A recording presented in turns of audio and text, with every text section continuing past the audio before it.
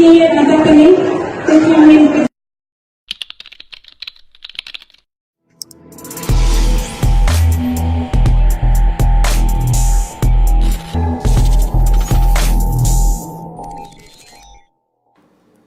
เหตุการณ์ที่มีวิดีโอการมอบขันรางวัลของประธานสหพันธ์กีฬาเปตังนานาชาติ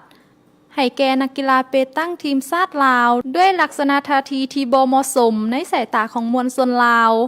จึงเกิดมีการวิพากษ์วิจารณ์ไปต่างๆนานาในสื่อออนไลน์ดังนั้นนักข่าวหนังสือพิมพ์ลาวพัฒนาจึงได้ลงไปสอบถามความเป็นจริงจากภาคส่วนเกี่ยวข้องดังทานคำหลาวิไลทองประธานสหพันธ์กีฬาเปตังแห่งชาติลาวให้ฮู้ว่าในการปรากฏการณ์ที่ว่าทางโค้ชอัสซิมาประธานเปตังนานาชาติท่าน FPJP ท่านเนาะก็บ่เข้าใจในรูปการว่าเกิดปัญหาหยังสำหรับเพิ่นเองเนาะก็ข้าพเจ้าก็มีความรู้สึกนี่ก็บ่มีความพอใจอย่างสูงส่งเหตุการณ์ตัวนี้มันเกิดขึ้นเฮาก็บ่นึกบ่พันว่ามันเกิดขึ้นเพราะนักกีฬาของเฮานี่ทุกคนอยู่ในระเบียบเบิดแล้วก็บ่มีการตักเตือนในการลิ้นบ่ผิดกติกาหยังเบิดจังซั่นแหละข้าพเจ้าคือมีความเสียใจบ่ว่าเฮาบ่มีหยังที่ผิดพลาดเหตุใดตัวนี้มันจะเกิดขึ้นย้อนปัญหาใดแต่พวกเฮาก็ยังเจาะจงเพื่อสิถามผู้ที่กระทำนี้ข้าพเจ้าคิดว่าในการที่ว่าเพิ่นมอบพันแบบที่ว่าคือในคลิปเนาะคือประชาชนทั่วประเทศลาวนี่ได้ชมหันคือในการรูปการแบบบ่พอใจเนาะการประพฤติที่ว่ายังบ่เป็นการนำที่สูงสุดบ่สมกับเป็นประธานของเปตังนานาชาติย้อนหยังจังพวกเฮาจังว่าได้จังซั่นย้อนรูปการมันแสดงออกแบบนั้นแต่บ่เคยเห็นเป็นประวัติศาสตร์มาที่ว่าข้าพเจ้าได้นำพานักกีฬา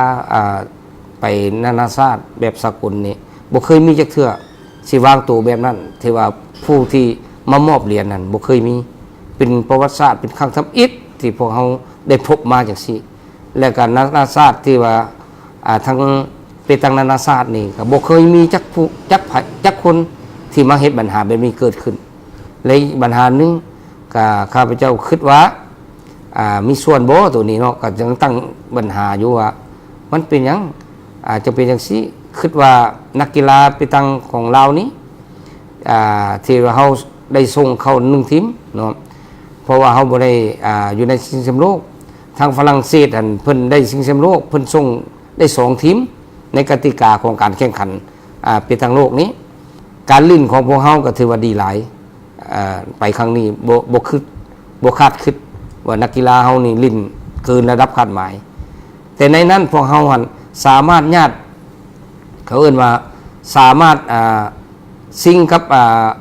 ประเทศฝรั่งเศสฮะเนาะทีมสุดยิงของฝรั่งเศสฮะเขามี2ทีมคือทีม B กับทีม A เนาะอยู่ในนั้นทีม B กับทีม C ทีม A นี่แม่นพวกเขากินทั้ง2ทีมเลยหรือว่าในรูปการนั้นบ่ข้าพเจ้าก็บ่เข้าใจว่าเป็นหยังประเทศอื่นคือบ่เฮ็ดจังซั่นคือมาเฮ็ด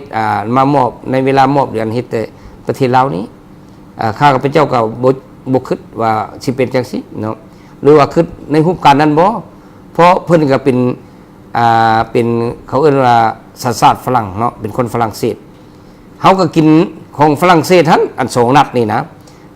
ถือว่านักกีฬาของฝรั่งเศสในสุดยิงนี่นะพวกเฮาก็ได้2เฮาชนะทั้ง2ทีมฮะทีม B กับทีม A ฮะมันเป็นรูปการนั้นบ่ข้าพเจ้าก็ยังคิดว่าบ่เข้าใจเพิ่นเฮ็ดอะไรคือบรรดาท่านได้ชมอยู่ในคลิปวิดีโอคลิปที่เขาถ่ายในเวลามอบรับอันนั้นก็เป็นความจริงแท้ๆก็ในรูปการตัวนั้นแท้ๆที่เพิ่นได้มอบจังซั่นก็ข้าพเจ้าก็เอาเหตุผลตัวนี้ที่ตามตัวจริงครับมาชี้แจงเนาะและส่วนที่ว่าพวกเฮานี่กำลังดำเนินการอยู่ว่าสิถามเพิ่นอยู่มันเป็นรูปการณ์ใดๆที่เกิดขึ้นคือจังซี่พวกเฮาก็บ่ได้ปะละเลยปัจจุบันนี้พวกเฮากำลังฮิตฮอดที่ขอจัดดำเนินการที่ว่าเป็นหยังจังรูปการณ์มันเกิดขึ้นจังซี่มันเกิดได้จังไดเหตุผลหยังแลที่มันเกิดก็อยากให้เขาตอบมาเป็นทางการฮะว่าทั้งจัดการทั้งกัมพูชาเจ้าภาพเป็นผู้จัดการแข่งขันนี้เนาะเพิ่นรับ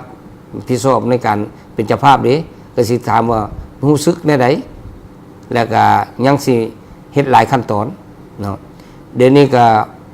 ทางสหพันธ์ไปตั้งแห่งชาติก็ได้มีทิศชี้นำแล้วจากรัฐมนตรีแล้วเนาะว่าพวกเราจะเฮ็ดบทรายงานไปหาคันเทิงหันเพื่อให้คันเทิงมีทิศชี้นำให้พวกเราว่าพวกเราจะดำเนินการไปทางใดเด้เนาะทางสถานทูตบ่หรือว่าทางสำนักงานนายกบ่สินะกระทรวงการต่างประเทศบ่หรือว่าในรูปแบบใดก็เพิ่นจะชี้นำให้พวกเราเฮ็ดเดี๋ยวนี้พวกเรายังหิบฮ้อนเฮ็ดบทรายงานไปหาการนำขั้นสูงอยู่จังซั่นจะขอ